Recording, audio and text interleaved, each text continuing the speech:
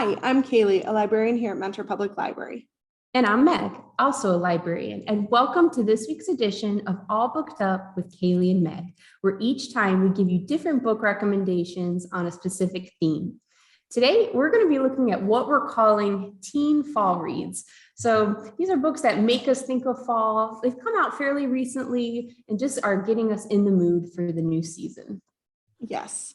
And all of the books that we talk about today are available for you at the library, as well as online with your library card for free with Libby and Hoopla. All right, Cailey, what is your first teen fall read? So my first teen fall read I actually found when I was browsing the new comics section on Hoopla. Because if you didn't know, there are a lot of great comics on Hoopla. This one is called Elves, Volume 1 by Kid Toussaint, illustrated by Aveline Stokart. And this is a newer comic series imported from France.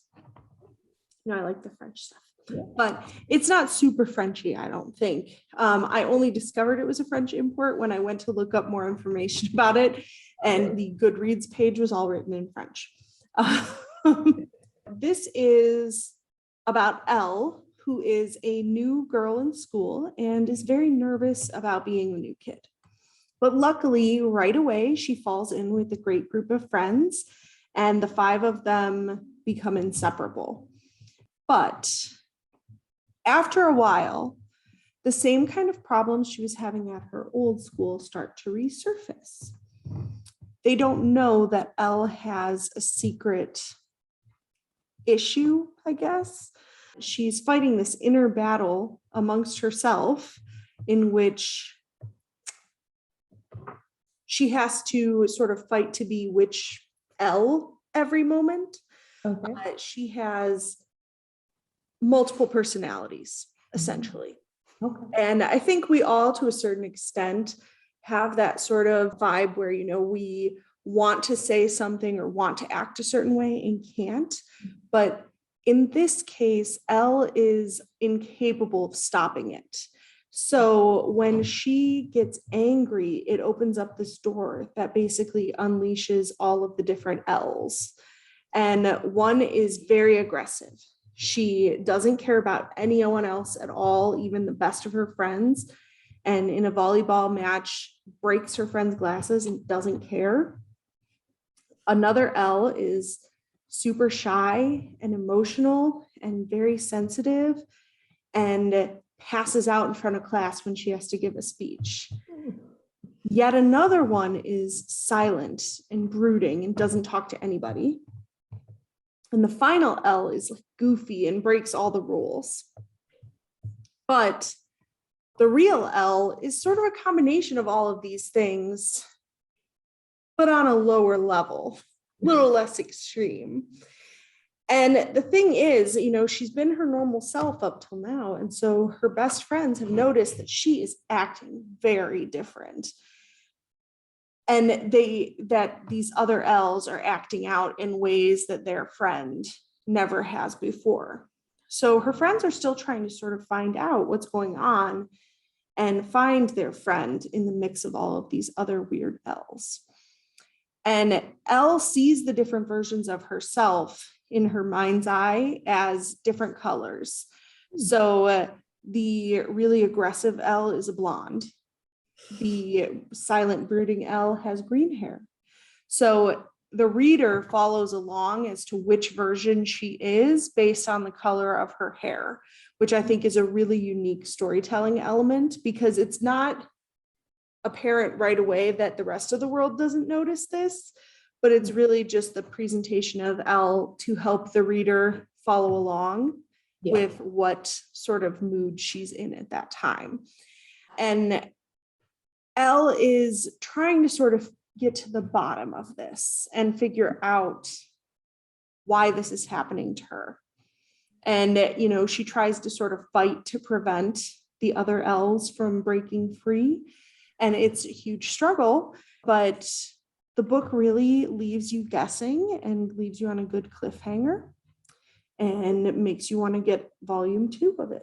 But It's awesome art too, by the way. It's very Pixar-esque, so I think you would appreciate it because I know we have that shared love. And the artwork is just, it's almost cartoon-like. It's very crisp and clear and everything too, which is lovely. Man, that is so crazy that you mentioned Pixar. That's exactly what I was thinking in my head, like a teen version of Inside Out almost, the different colors for the emotions and characters. Yeah, that sounds awesome. And I love that it's an ongoing thing because I love when I get into especially graphic novels, when they're you can get into it and you have a lot of different chapters and volumes to go through. So that sounds fantastic. So my teen fall read is called It Sounds Like This by Anna Meriano. And this is a sweet and nerdy contemporary young adult novel set in the world of marching band. So I don't know about you, but something about hearing the words marching band immediately brings to mind images of high school falls, football games, and for some reason suddenly liking brass versions of pop songs just because your friends are playing it or, someone, it just sounds joyful for some reason. I mean, I just think of being bundled up in the football stands. Yeah, exactly. Yeah, very cozy in some ways. So I just love the setting of this book, first of all. But aside from that, it's just a very heartwarming, kind of charming, quirky tale. The main character's name is Yasmin Trevino, and she's ready to take sophomore year by storm by mastering the marching side of marching band.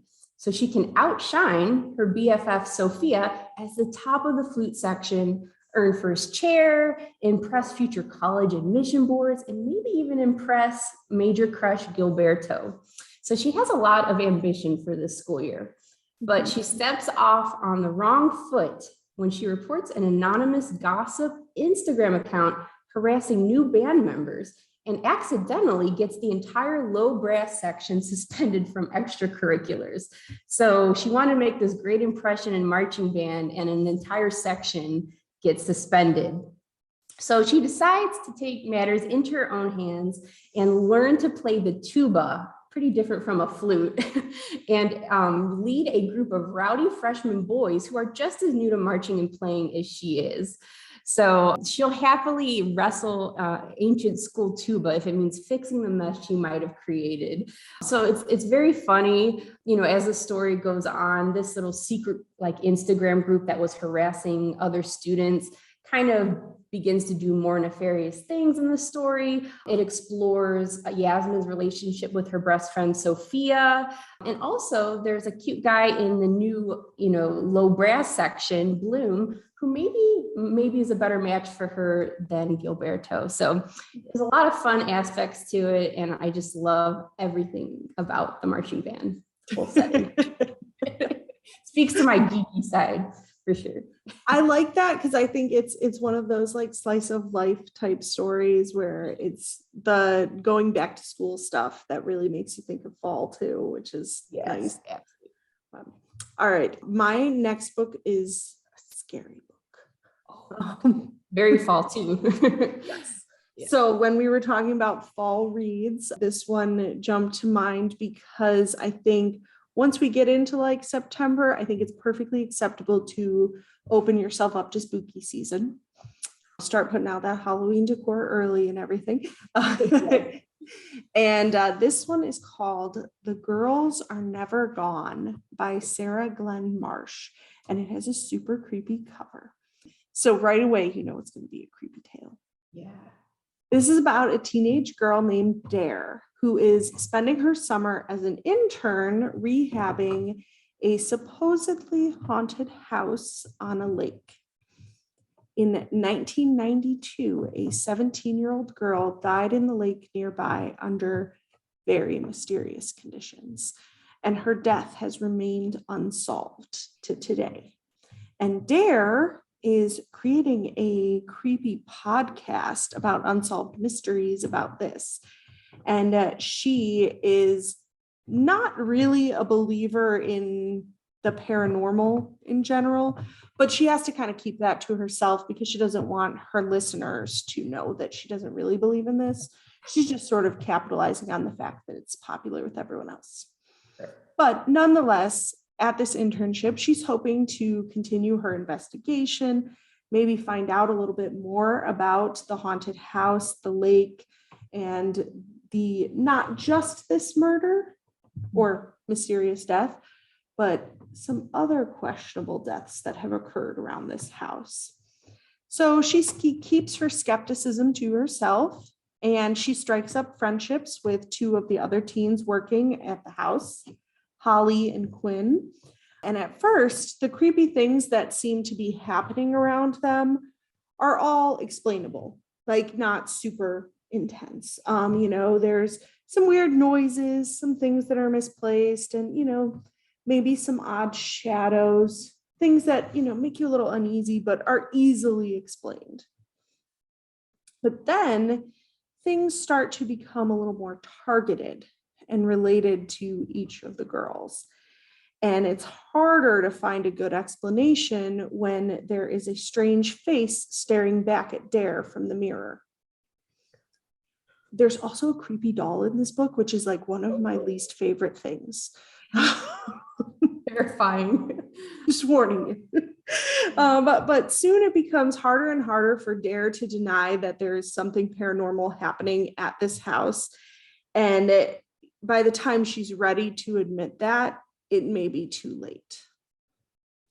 And this is just a great book for that fall horror, itch you need to scratch. It is definitely a good creepy read that maybe don't read at night. And when I was looking at blurbs for this book, it was compared to things like The Conjuring, The Haunting of Bly Manor as well. One thing I will also say that is kind of nice in this book is that Dare is a type 1 diabetic and actually has a service dog.